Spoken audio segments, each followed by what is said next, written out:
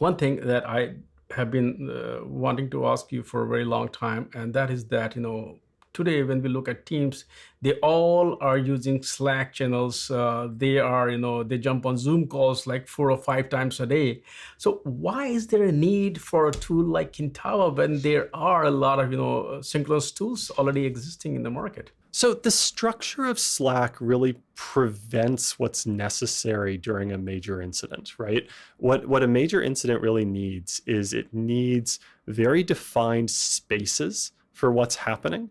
Those spaces need to have metadata on them, tracking the individuals who are participating, tracking the milestones, tracking the progression, and then they need to have end, right? They need to have a conclusion where this thing is wrapped and closed, and then the follow-on actions that happen after that. And Slack does a great job of giving us a collaborative environment. Kintaba has a very deep integration with Slack because its actual chat interface is fantastic, right?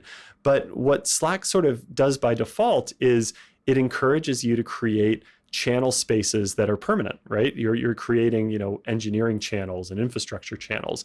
And the minute you get to a point where you have more than one topic happening at once, you're either getting incredibly reliant on threads, which can be pretty difficult for people, or you're ending up with sort of a mess of information coming across a single channel that's not traceable. So if you think about the world the way we do, if you say this is a breadth problem and your number of incidents inside of your company should be increasing as more people are doing it, you're going to rapidly overload kind of the default constructs of Slack. So what you need is something like a Kintaba to come in and start to be your orchestrator on top of Slack and say, here's the channel where we're dealing with this problem right now. Here's the metadata that Slack doesn't natively capture. And then here's how we're going to make sure that channel's closed and archived so it doesn't muddy up your channel list like everything else.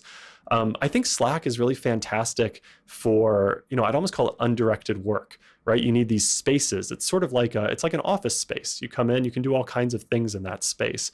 But Kintaba is really great at being a war room and turning Slack into those war rooms.